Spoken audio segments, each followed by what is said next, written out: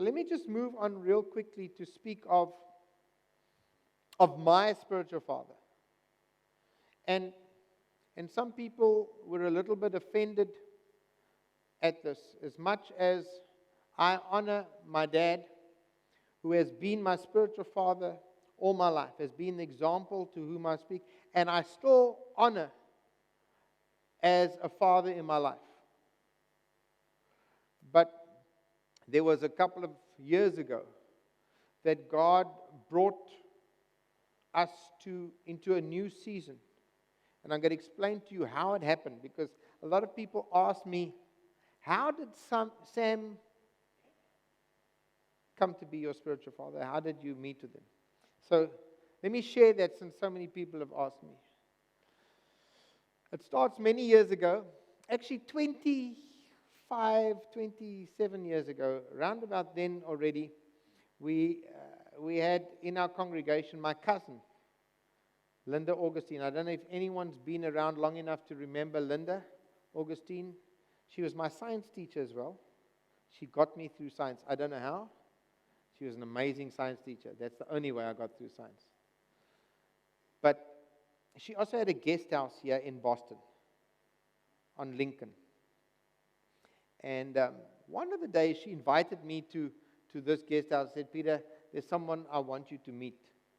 And whenever he came to Cape Town, he would stay in her guest house. And she introduced me to someone who was pioneering in this season of God. But I didn't really take to it. He spoke funny. And she gave me a bunch of tapes. She gave me a bunch of the cassettes. She said, listen to this. And even though things were stirring in my heart, I didn't quite a guy had a real funny way of speaking, and I just was like, I couldn't kind of listen to tapes, because in any case, many years later, my cousin passed away. Her son, Ernst, who used to be on our sound team when he was here, he moved to Gauteng and now in Jeffreys Bay, and he said, Peter, I want you to meet someone. And so he invited this guy over to our house, him and his wife. And I thought it's because he was an American. This guy's name was Doug. And we met and engaged, and as soon as we were talking, it's like my spirit gelled with what he was saying. He is speaking kingdom in a way that I understood and connected with, but I couldn't understand kind of his context, because I could see he was an apostolic gift, but like he didn't have a church, he didn't have a ministry, he wasn't part of a congregation in which he was the leader, but these things, and every time Doug would come to Cape Town, I would connect with him. And then one day, he told me he was a businessman. I understood that, and his business, in fact, operates totally by kingdom principles. It was regarded in the city where he is, voted as one of the companies that people would most want to work for. They actually appoint people according to their spiritual gifts. In fact, that's the company that we're looking at David going to work in when he moves to America, when that happens. So it's in that context. So that's Doug with the business. So one of the meetings I have with Doug when he comes to Cape Town, we meet here at a hotel at Century City, and there's a whole bunch of people around the table. I don't know any of them. Some of them said they spoke at the Lighthouse before. I never heard them. I didn't know. That was Gene Strite. He'd spoken in the Lighthouse before, and I didn't know. But in any case, they were all around the table, and I sat next to this distinguished gentleman, and we got talking, and I asked him a question, and he took 2 hours to answer. Later on, he told me it's because he could see I was hungry, and we just continued in that discussion. So then I found out, so my cousin, Aaron, my cousin's son, call him cousin because he's just a little bit younger than me. Remember my dad's brother, 25 years older than him? You remember that brother? This is his daughter. So she was married to someone older than my dad. And this is her son, so we just called him cousin. Okay, so I found out that Ernst related to Doug as his spiritual father.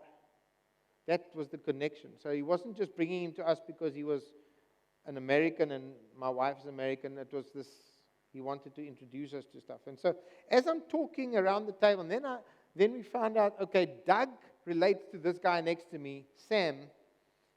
Sam is Doug's spiritual father. And I didn't quite understand the things, but as I'm asking questions and stuff, they kept saying to me, if you work through Sam's teachings, then you'll understand all the questions you're asking.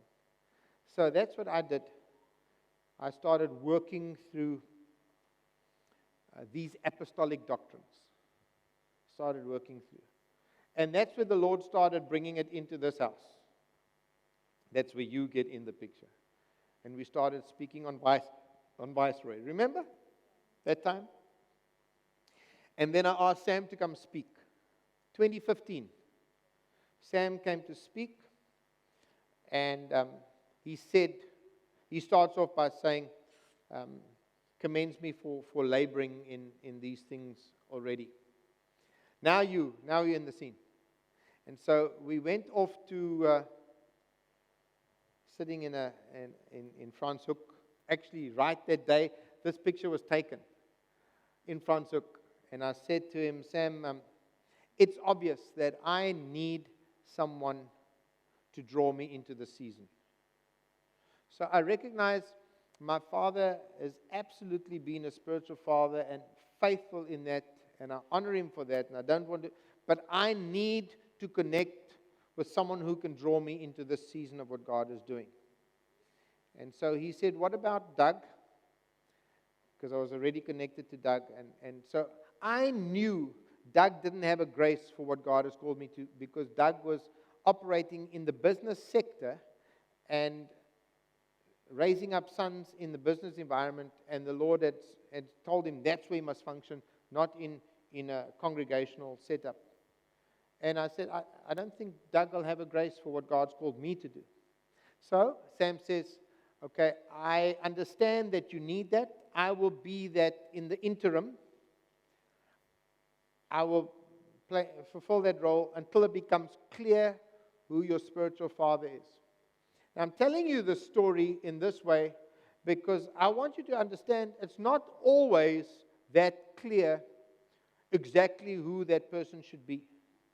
And even if we engage in saying, for those of you who are mature fathers, to agree to say to someone, let's at least, for the interim, let me at least fulfill that role till it becomes clear who that person should be in your life, who is to be your spiritual father. But I'm there for you.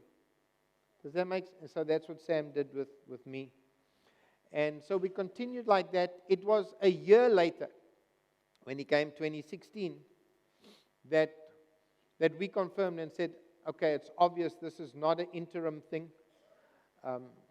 Sam says he has a grace for our life, and that it's obvious that this, and so that's how Sam became my spiritual father. The interesting thing is, we sat down for dinner. I can say this, hey baby. We sat down for dinner, and Sam told Charlotte her whole life story. He just laid it out from when she was young. He just read her like a book. He told her stuff that she'd not spoken to anyone about. And he explained why that happened and what that was about and what the enemy is trying to do and what God was doing and who she is and like. And then she said, like, why would you know that stuff? And he said, because I'm a spiritual father to you. And then she realized for the first time that she's also in on the deal. And I'm saying that for you to understand. It's very important when husbands and wives understand you should relate to a spiritual father together. Because someone can't speak into just one's life and not the other. And you both become spiritual sons to that spiritual father, and he loves you both as sons. And when he speaks into a matter, he doesn't have preference because he sees you both as sons and he judges the matter. Not, oh yeah, I'm actually rooting for him. Ek vat altyd sy kant. van die storie. And so when you have a relationship with a spiritual father, you need to understand that that person has a grace for your life. And there's no other intentions to say, ja, he's just a friend to my husband and ek gaan altyd hierso kort toukie trek. Is that so? That is the journey, and we knew it would be interesting, but this is how the Lord brought someone into my life, and as a result of that grace, because those of you who connected to me in this spiritual house and to other spiritual fathers who are connected to me, you experience that grace. You are beneficiaries of that grace, because that's how grace flows down. Grace flows down from the head down to the beard and onto. And so fathers always represent the head, the way grace flows, the way anointing flows. A wife who doesn't submit under the grace of her husband doesn't have access to that spiritual authority, to that grace. Someone who doesn't position themselves under a spiritual father doesn't access the grace that God has placed in a spiritual father for them. And so that's how we became beneficiaries of the specific grace, the apostolic grace and the apostolic teachings of Sam, and that grace became extended to us through a relationship of us placing ourselves under that.